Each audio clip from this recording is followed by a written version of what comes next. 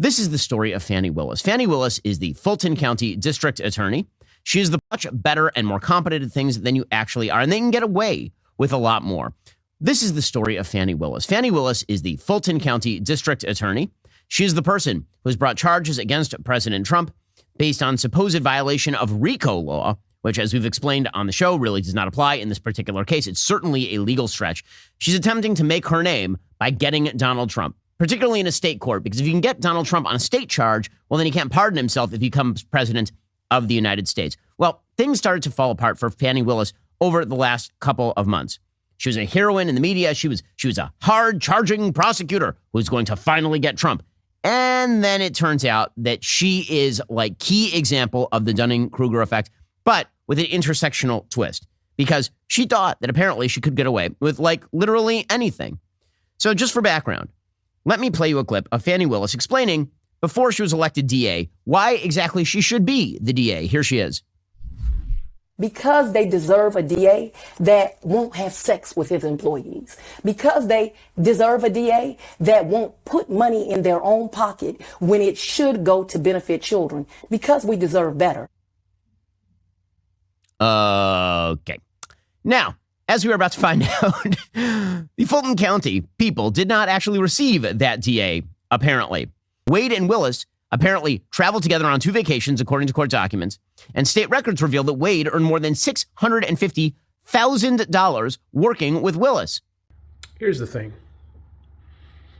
If you are a liberal, surely enough, you look at how insane MAGA has become, or your political opponents in general.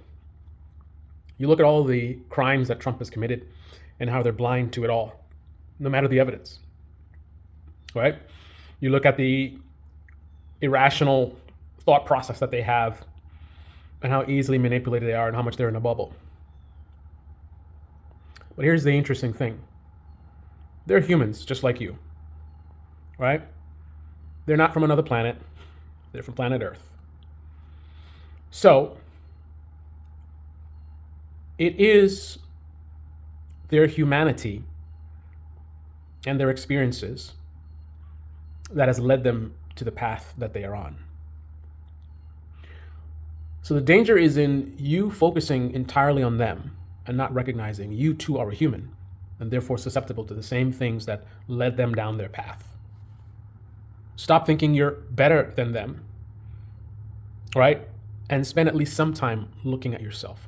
So this thing about the Willis, and they were trying to say that she's not qualified, trying to get her removed.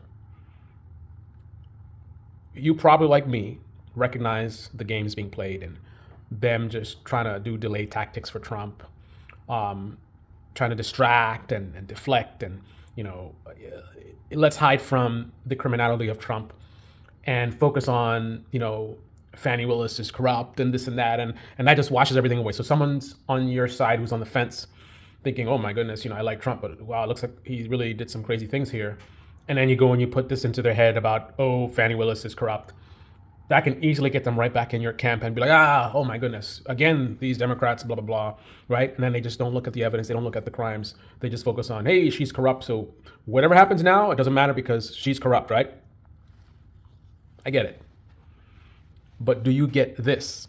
I see liberals saying, what does her relationship have to do with Donald Trump's crimes? 2 things can be true. You can have the fact that this is all a game, it's all a distraction, a delay tactic, all that stuff can be true. While there can also be some validity to the argument they're making, right? What does any of this have to do with Trump's crimes? Let's flip the table. Imagine that there was a district attorney going after Joe Biden, going after whoever it is that either you like or is on your side politically, or closer to your side anyway. Imagine that a district attorney was going after someone on the Democrat side or on the left side, liberal side, whatever you want to call it. Imagine if we found out that that person has some kind of corruption. Imagine you dismissing it and saying, what does that have to do with anything? Right? I don't think you would be saying that. I think you would be pushing back and saying it's nonsense and they're just going after Joe Biden or whoever as a partisan thing, right? People like to use the word political instead of partisan. I could see you saying that, and I would also see you jumping on top of any corruption at all. Even if this district attorney that's going after Joe Biden did some corruption 10 years ago, right? Obviously, on the right, they would argue it's from 10 years ago, right? But you wouldn't be saying that. If any dirt is presented, any dirt at all presented on the person who is going after Bernie Sanders or AOC or Biden, if there's any dirt, even remotely close, it could be not even that they did anything. It could just be maybe their spouse did something, right? Or maybe they were good friends with someone who did some kind of corruption. Like, look at who they're hanging out with, right? How come you don't use that same logic now? Now, all of a sudden, it doesn't matter if Willis is corrupt, right? Because you and I recognize how corrupt Trump is, and you want him to be held accountable, and she's the one, or she's a person who can do that. So you don't want to hear anything that could undermine that, right? So you're not thinking logically anymore. It's just all about emotion. So anything coming from, it's all nonsense, whatever. Again, two things can be true. It can be that this is nonsense, this is a delayed tactic, but it can also be true that it is relevant, the relationship. And that's the next thing. If you're in a bubble, you would think it's only the relationship, right? They're trying to say that she shouldn't be the one, she should be removed because she had this affair. No, that's not the argument that's being made. They're trying to paint her as a corrupt person, right? And using the corruption as a way to disqualify, right? I mean, this is a person who's going after a former president of the United States. The idea that we would let that continue with someone who is dirty is ridiculous, right? So for those of us that live in the real world, we live in reality and don't think emotionally, we think logically, we recognize that the argument they're making is valid. If she is corrupt, that is hugely problematic, right? But those of us in reality, what we say is not, what does it have to do with Trump's crimes? No, we say that whatever, first, we say number one, this is a distraction, it's a delayed tactic, right? We say that. And number two, a logical, reality-based rebuttal would be that the corruption claims are invalid, right? And then you back it up with some kind of evidence. They're trying to make her look corrupt, which, a reality-based person would recognize that would be relevant, but we potentially would say, well, we don't think she's actually corrupt. The question is not, what does this have to do with Trump's crimes? It has a lot to do with Trump crimes. If she's the one, right? If she's the one that's pushing this, right? It's always relevant in a legal situation, the credibility of whoever it is that's pushing something in the court, right? You have a witness who's coming and making all these claims. They saw this, they saw that, whatever. Come to find out this witness is a scam artist who has a track record of lying, blah, blah, blah. That's hugely relevant, right? You say, what does it have to do with the case? The fact that they did some kind of a scam and whatever, it goes to credibility, right? You have a judge on a case who you can find some dirt on and somehow they have a bunch of cases that they were paid off and whatever. Hugely relevant, right?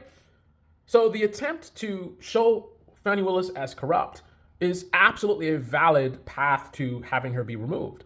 So what you should be challenging is whether or not she actually is as corrupt as you're trying to say, or corrupt in a way that matters or is relevant.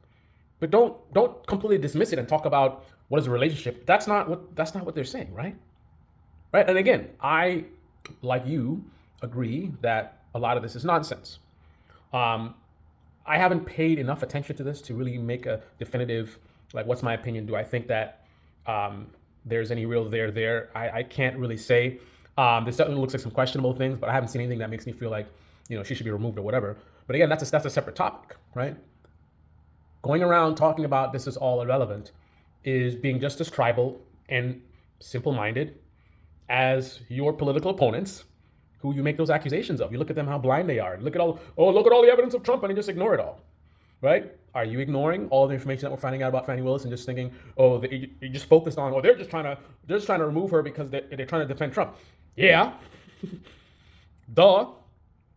But again, that doesn't justify saying stupid things like, what does this have to do with Trump's crimes, right? This is the Bait Me channel, the Bait Me comment section below. Click on the like button, subscribe, smash that bell. Be well.